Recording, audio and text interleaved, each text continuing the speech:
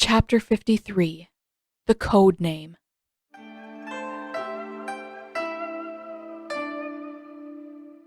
Atasik, if you have the time to indulge in the Avatar's antics, I have to assume that you are ready to demonstrate all of your basic forms in sequence. Paku barked over the noise of the group. Perhaps you would like to come to the front of the class to display your newfound mastery. Wide-eyed, the little boy snapped to attention and shook his head furiously. No. Paku turned to Aang instead. Then perhaps Avatar Aang would like to explain how to properly create an ice column, since he clearly does not need my instruction any longer. Katara clenched her jaw. Ever since last night, she'd been consumed by the same vague, persistent irritation, and this wasn't helping matters. Of course, the boys' insistence on goofing around was annoying, but at least they were kids. It was normal for them to get distracted and make noise. It was a bit less normal for an old man like Paku to harass them about it every few minutes.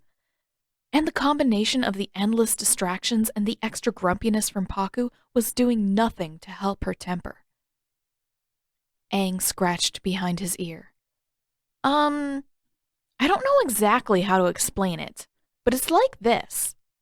He scrunched his face in concentration and brought his arms up in an arc, and the snow came together into an uneven, precarious spike. Paku turned away, unimpressed, when Aang finished. Sloppy. Katara, please explain what the Avatar did wrong. Her fists tightened. Recently, Paku had been doing this more often too, and although she was fairly certain that this was his way of expressing approval, he only asked for her input when he wanted someone to give the right answer. There was something in his tone that got under her skin and made her itch. After Paku had spent so much time and effort trying to keep her out of waterbending lessons, the pride, if that was what it was, just felt wrong. It was like Paku wanted to pit her against the others, which, though she did want to be the best bender out of all of them, bothered her a little, and hold her up as an example of what his teaching could do. He hadn't even wanted her as a student to begin with. How much credit did he think he deserved for her progress? And, to make matters worse, she didn't have much choice but to go along with it. Paku was still in charge of her lessons. If she didn't want to lose her place, she couldn't keep picking fights with him. She took a deep breath. Your wrists are too loose, Katara began. And you aren't keeping your elbows and shoulders flexible enough.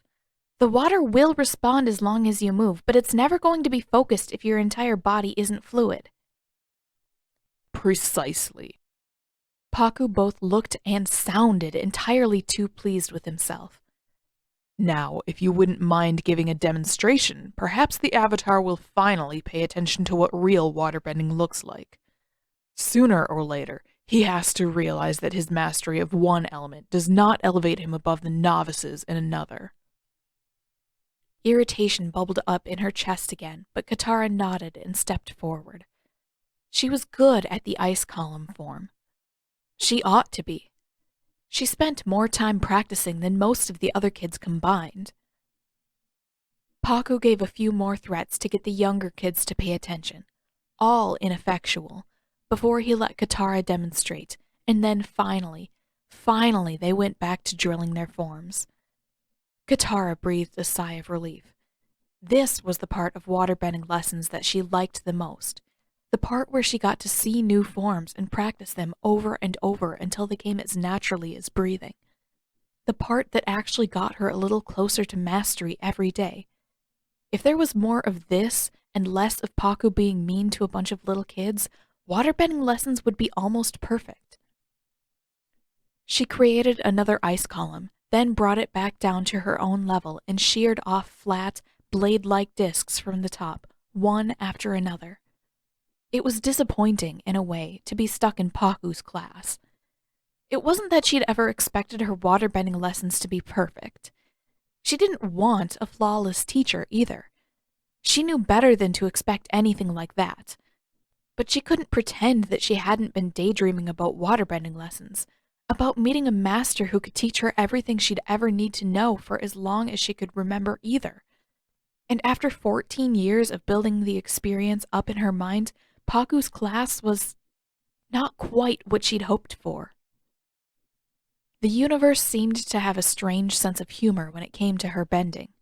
Katara wanted to fight, but the best waterbender in the city was both a jerk and poorly suited to teaching the little boys who made up most of his class. Her classmates, too, with the sole exception of Aang, didn't seem to want anything to do with her. Which was fine, she supposed. She was here to learn, not to make friends. Still, there was a part of her that had always hoped that it would be different. That she would like her teacher as much as she liked the bending itself. That she would find others along the way who were as enthusiastic as she was, who would practice alongside her, who would maybe even spar with her from time to time, but that seemed unlikely now. Sparring wasn't allowed in beginner's lessons, and for all she knew, she might be here for a very long time. Which was unfortunate. She had a feeling that sparring would do a lot to improve her mood if she just had someone to do it with. Katara spent the rest of class working her way meticulously through all the forms she'd learned so far, making small adjustments and corrections as she went along. She was making progress. She was a better waterbender than she'd been at the start, and she was better than most of the class by now as well. She would probably just have to wait a while for all her daydreams about waterbending to come to fruition. When at last the lesson came to an end, Paku stopped her on her way out of the arena. He crossed his arms and harumphed before announcing, "You will need to speak with Master Yugoda tonight." She raised an eyebrow. "Will I?" "Yes." Paku wouldn't quite meet her eyes. "Your healing lessons tomorrow evening must be either postponed or cancelled. Make the arrangements with her as soon as possible." "What?" Katara crossed her arms as Aang trotted up beside her. "I haven't been training with Master Yugoda since I started learning to fight. Emik is teaching me now."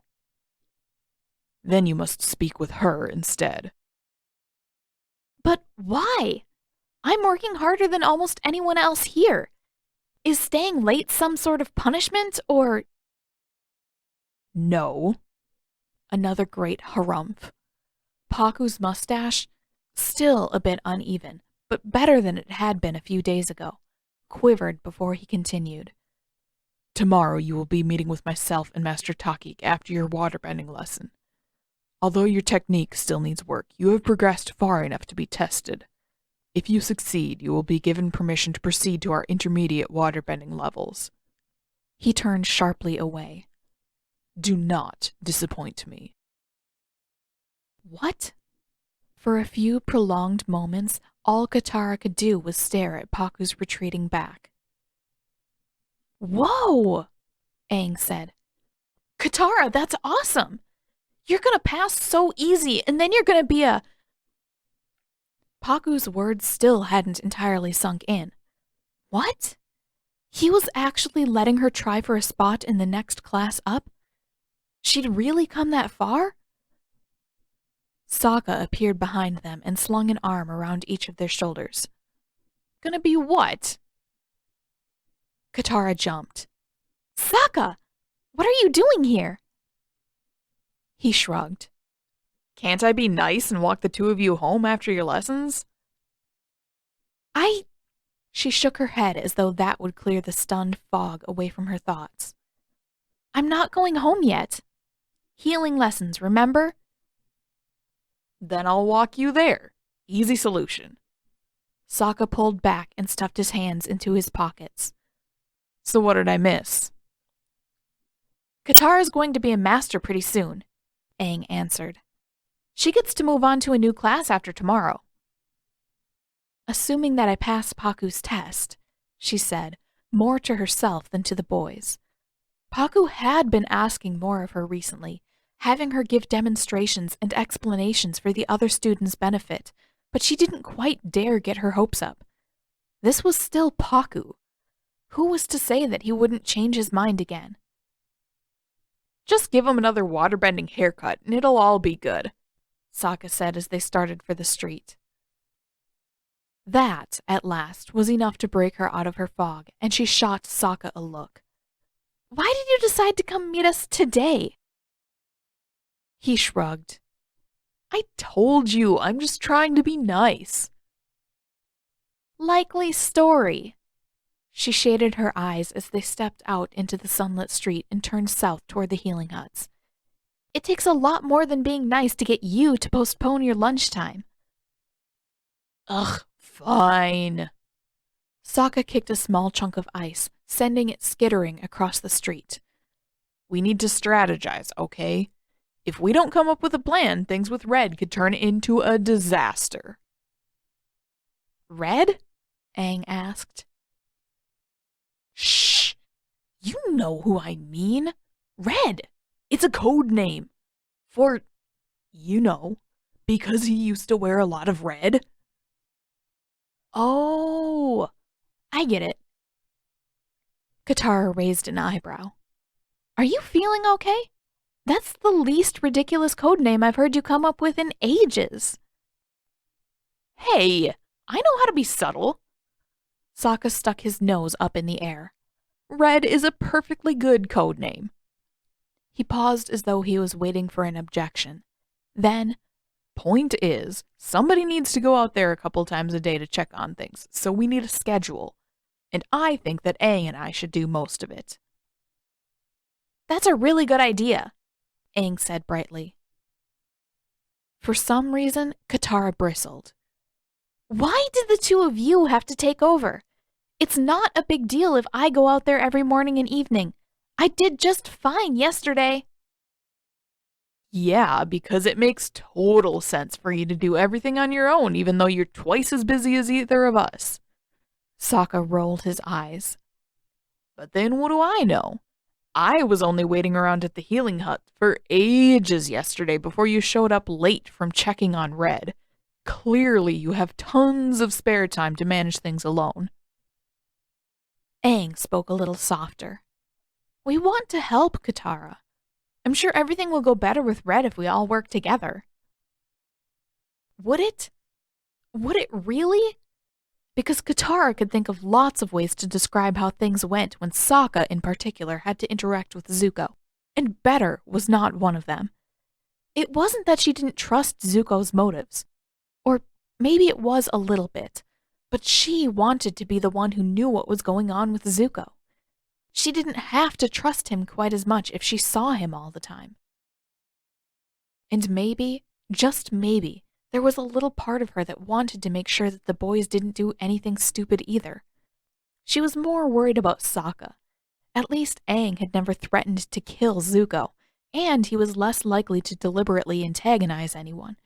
But the simple fact was that neither of them had been around Zuko nearly as much as Katara had. They certainly weren't friends, but they knew how to talk to one another. They had a foundation, and the others just didn't. How much would Zuko be willing to cooperate with them if he only ever interacted with the boys?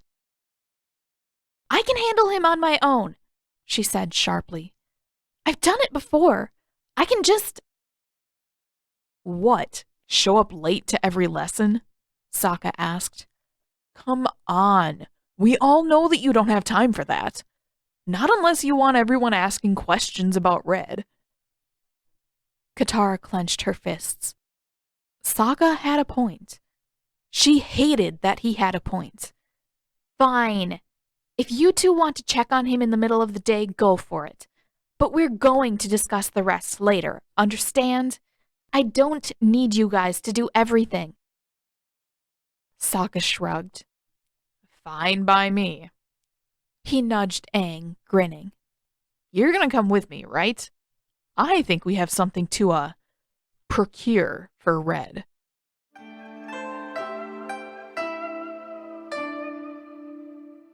Zuko lay still on his back, watching faint wisps of clouds skate slowly across the sky.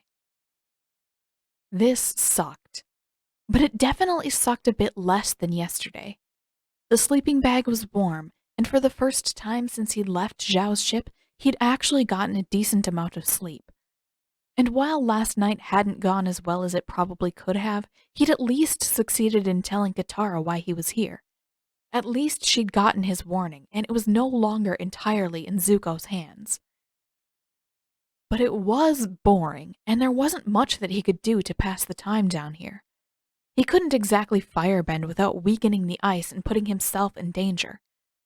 Meditation was one of the only things he could do safely, and he'd already done that. It wasn't the same without candles. Not that it was exactly entertaining with candles either, but he'd meditated. And he'd eaten. And he couldn't think of anything after that. He wondered what Katara was doing. He wondered if and when she would return to the lake again. He wondered if she might be persuaded to stay a while when she did. It felt silly, but he'd sort of enjoyed her visits so far, at least by comparison with sitting alone in a hole. His conversations with Katara were many things, but they were never boring. After a while, snow crunched on the surface of the lake, and Zuko tried very hard to keep his expression neutral.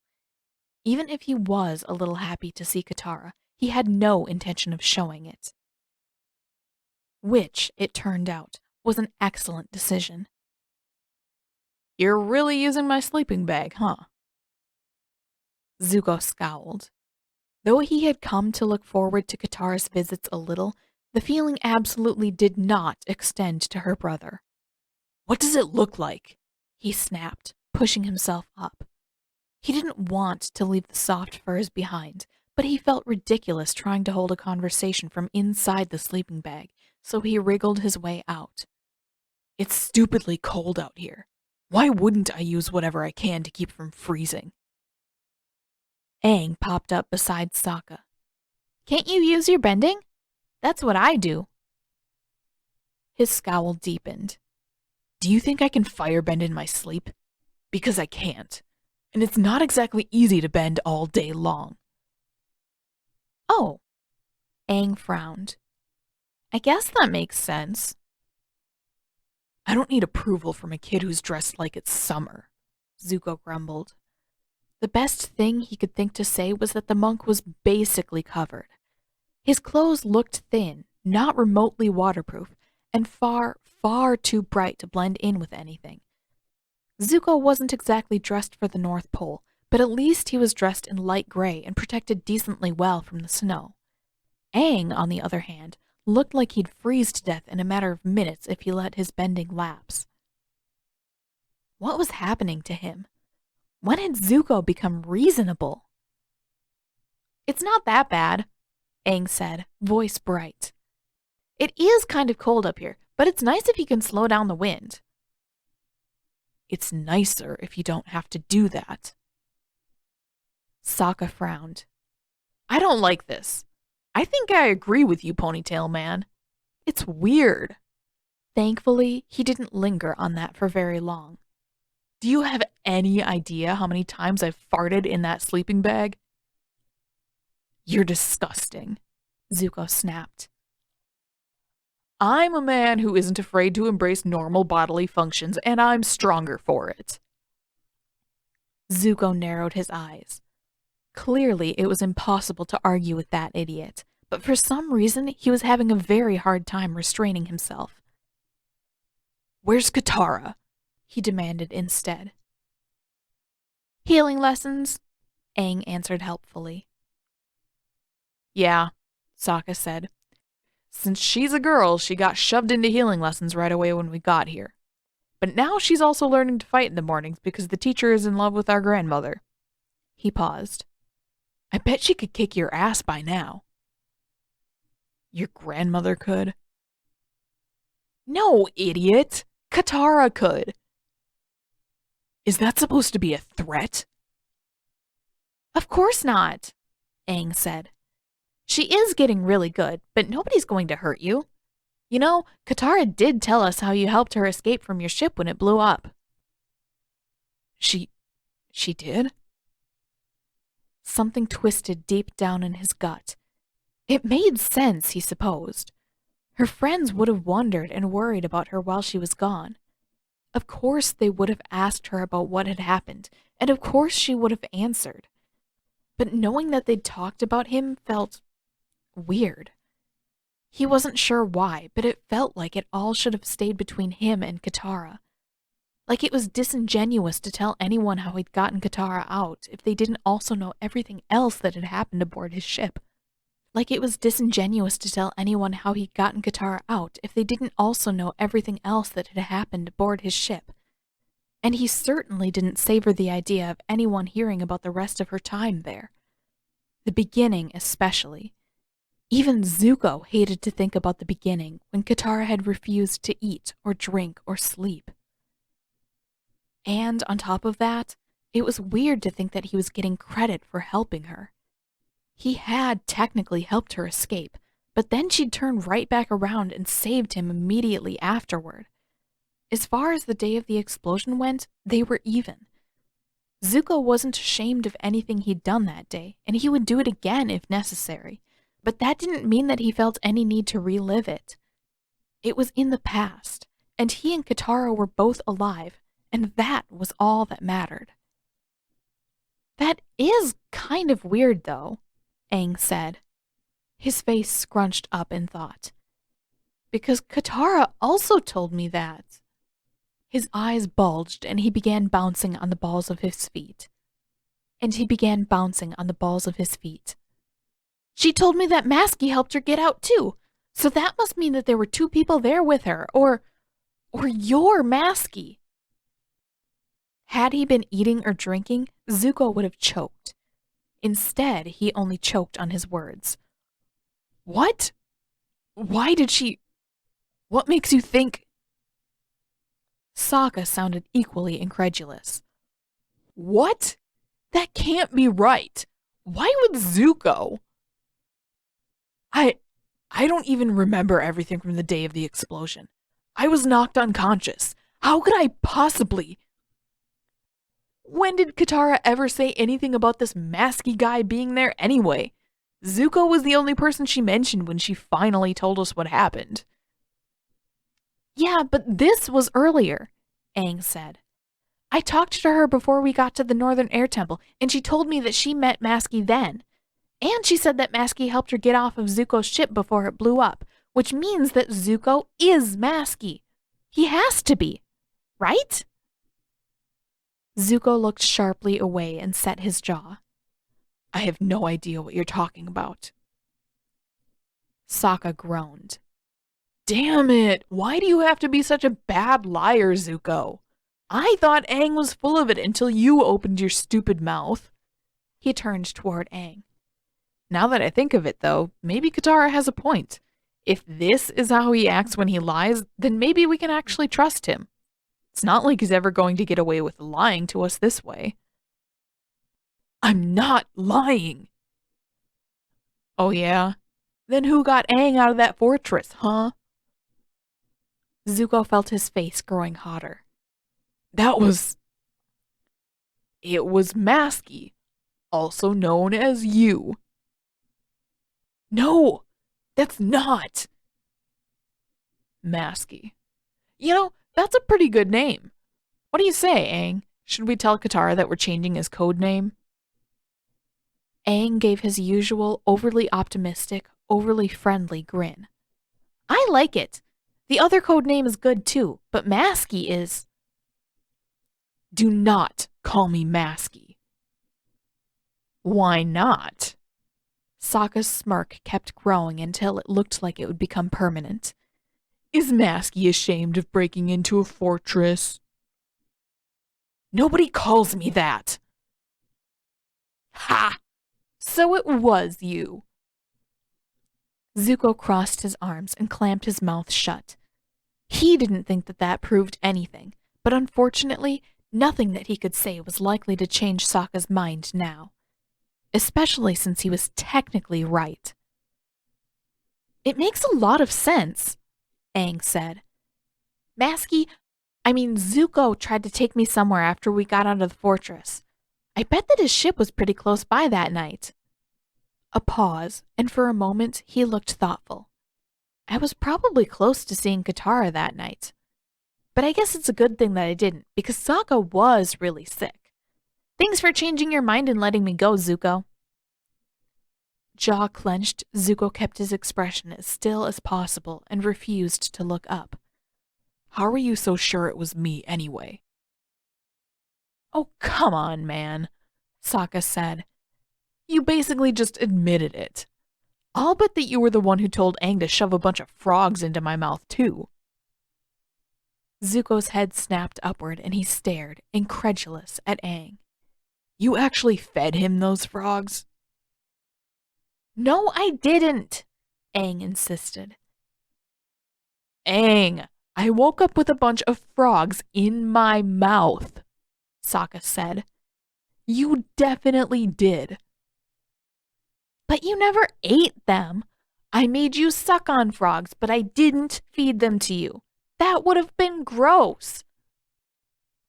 Sokka shot a glare down at Zuko. I blame you, jerkface. Hey, how was I supposed to know what the stupid frogs were for?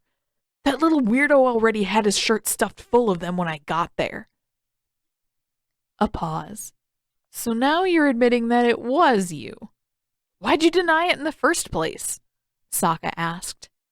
As far as we're concerned, you being a masked vigilante is possibly the weirdest thing in the entire world, but good. We like people who fight back against the Fire Nation. Zuko shook his head, looking away again. You want me dead, and I could be executed for treason. Excuse me for not immediately signing my own death warrant. Wanted you dead. Past tense. Besides, you decided to come here. Doesn't this count as treason too? He groaned and rubbed his forehead. He had thought of that. He was trying his hardest not to concentrate on it, but of course it had crossed his mind. This is different, he said. Maybe not as different as he would have liked, but it was still different. He was fighting against Zhao, not the Fire Nation. And no one ever called me Masky aside from you three, so quit it. Sorry, not interested. Too much fun watching your head almost explode. Sokka paused, ducking out of sight for just a second before he reemerged. Speaking of which, catch.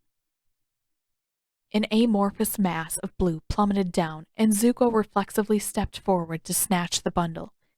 It was soft and a bit heavier than it looked, all tied up into a tight ball. You're welcome, Sokka said smugly. What is this? Zuko turned the bundle over. It looked a bit like the sleeping bag, soft, dyed leather, but this was considerably smaller and tinged with purplish gray rather than the pure glacier blue that Katara and Sokka always wore. Parka, Sokka answered. I said last night that me and Aang were going to steal one from Han. Who? Just some jerk who thinks he's better than everyone else because his dad is friends with the chief and teaches all the warriors. Sokka paused. You'd probably get along perfectly with him, being royalty and everything. What makes you think that I get along with anyone? Zuko found the knot keeping the parka in its bundle and picked at it. I think that you're actually pretty nice, Zuko, Aang said. Zuko scoffed in near unison with Sokka, then glared at him. What made that jerk think that he had any right to comment on Zuko's personality? I'm serious, Aang added. But I do feel a little bad about stealing from Han. I don't know him very well, but there must be some good things about him. Aang, he has other parkas. He bragged about them. It's not like he's running around freezing because we took the one that he keeps in the training hall. Well, yeah, but he's probably going to be really mad when he finds out what we did. Maybe I could have made friends with him if we hadn't. Aang, please. He's never going to find out. Besides, even Princess Yue doesn't like him, and she'll hardly say a bad thing about anyone. I guess so. Zuko rolled his eyes just as the knot came loose and the parka unrolled. It did look like it would fit him well, and it did look warm. He would almost blend into the city if he wore it. Almost. But he couldn't convince himself to put it on while the others watched, and he tossed the parka aside so that it landed on top of the sleeping bag. He didn't really need anything warmer at the moment anyway. The sun sat high enough in the sky that, at least for now, he was plenty warm in his Fire Nation gear. "When do I have to meet this princess person?" he asked, crossing his arms. Sokka wrinkled his nose. "Are you always this impatient?" "It's not my city that's about to be invaded by an insane admiral who has even less restraint than me. You should be more impatient." "Fine." Sokka threw his arms out to the sides. "If it bothers you that much, I guess I can go talk to Princess Yue and see when she'll be free to come out here." Zuko's retort came a bit too late. By the time it made it out of his mouth, the other two were long gone. He sighed and flopped down into the snow. Sokka, in particular, was enjoying this way too much. Another slow breath, and he turned to stare at the crumpled parka. He would be a lot happier with this whole situation if he could figure out whether they hated him or not.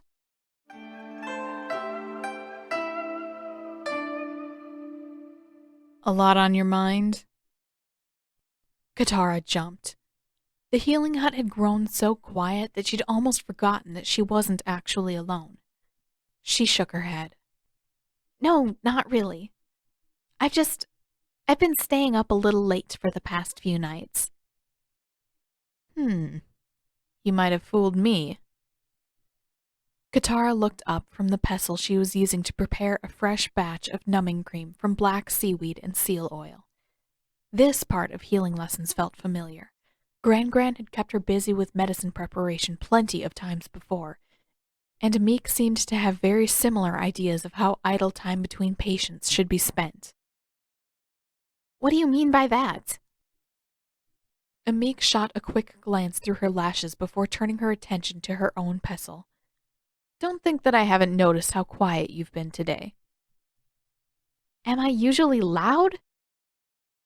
Not excessively, but I recognize the look of a girl keeping a secret. Katara frowned, grinding even harder to reduce the black seaweed to mush. And what look is that? That look. Amik paused again. Believe me, it hasn't been that long since I was last caught making that face. Even though I'm a grown woman, I still remember what it feels like to keep secrets from my friends and family. Like when you snuck out of the city to help that Fire Nation soldier? Katara prodded. She hadn't forgotten that story. She didn't think she would ever forget about it, especially now that Zuko was in the city, quite possibly for the second time in his life. Amik pursed her lips. My mother has been filling your head with stories, hasn't she? Katara smiled. Maybe a little bit. That unbearable gossip. There was a kind of exasperated fondness in Amik's voice. I can't tell her anything important. Can I ask what happened? I'm sure you've heard most of it already. Probably most of it, Katara conceded. But I'm still curious. I mean, I was on a Fire Nation ship for a while, but I was a prisoner. I just wonder what it would have been like if the situation had been different. If Zuko had been freshly banished and the general had been in command. If, rather than taking prisoners, they had been in desperate search for a healer. She knew that she couldn't be positive that Zuko and the general had been the firebenders who Amik had met, but she couldn't convince herself to picture anyone else. Well, Amik said, I was hardly a guest there.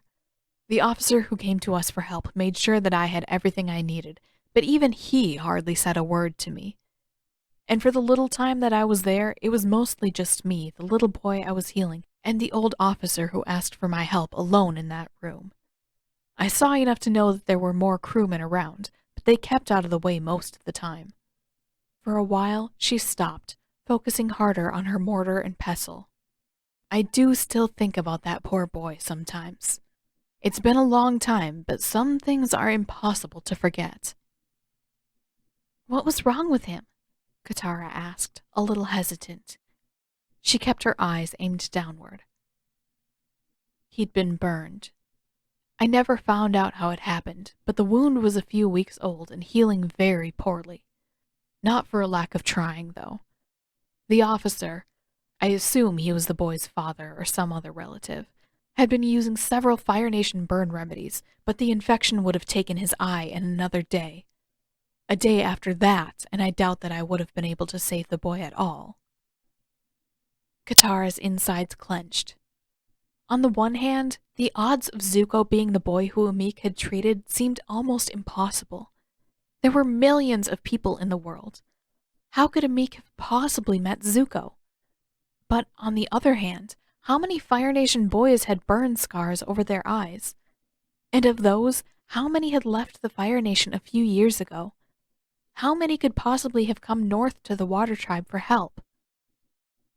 "Do you remember any of their names?" she asked. Katara wasn't sure that she wanted confirmation one way or the other, but if she didn't at least ask, she might drive herself mad. Amik raised an eyebrow. "Why? Do you know who the boy was?" No, I don't. It's just that I met a lot of people on the way here, and I heard a lot of rumors. I'm just curious." The skepticism didn't lift. Amik finished mixing her batch of numbing cream and began scraping it into a jar. "I never asked for their names. I didn't know anything about the Fire Nation then, and I don't know any more about it now. Their names wouldn't have meant anything to me, and there was only the one person who I could speak to." That was fair enough, Katara supposed. Finding out that Zuko was the crown prince probably would have meant something to Amik, but nothing about the ship or Zuko himself would have given his status away. If the general hadn't said anything, and Katara knew very well how cryptic the old man could be, then Amik never would have suspected a thing. "Was the boy okay when you left him?" she tried instead. Amik shrugged. "He was better than when I arrived. The infection was gone and his sight was on the mend. There wasn't much I could do for the scarring, but the officer was so happy to see his boy recovering that he never mentioned it." She closed her jar and sat still for a moment or two. "By the time that I arrived home and the patrols went out searching again, the ship was gone. And we haven't heard a word from the Fire Nation since that day, as much as I've always wondered." "Well, he's fine now," Katara mumbled without thinking. Both of Amik's eyebrows shot upward. "Is he?" She felt her face grow hot. I mean, he's probably fine. You're a good healer, and if that officer took good care of him once you left, then there's no reason why he wouldn't be fine. Except for all of the fights that Zuko had gotten himself into, and the explosion, and the near drowning that followed, and all the stupid risks that came from hiding on Zhao's ship, and swimming through the tunnels to get to the North Pole, and... On second thought, it was utter insanity that Zuko was even alive after all of that, to say nothing of being in one piece. "Katara, you may be able to fool your brother, but I'm not convinced." With a groan, Katara lowered her head. "Apparently I can't fool Sokka either." So, her hands tightened into fists. "I think I may know who that boy was. I mean, I can't be sure since you never heard his name, but if it's the person I'm thinking of, then he's definitely okay." She wasn't going to go any farther than that. Amik didn't need to know that she'd met Zuko, much less that he'd chased them from the South Pole, taken her prisoner, argued endlessly with her, then let her go, saved her life, and then had finally broken into the city to warn her about Zhao. A half-truth was more than enough. "If that's the case, then I'm glad." Amik glanced at Katara. "And I take it that he has something to do with your big secret, too." Katara grimaced, which was apparently enough confirmation for Amik. Dare I ask how long this secret is going to last? A shrug. There really isn't a secret anymore. I was planning to tell the boys today, but they figured it out last night. Oh? Katara kept her eyes down, but nodded. Anything you need to talk about? No, not really. Between the three of us, we're handling it. She reached for a jar of her own and started scraping her freshly mixed numbing cream into the jar. Good. Amik stood, dusting off her hands. She was still watching Katara closely, still looking suspicious.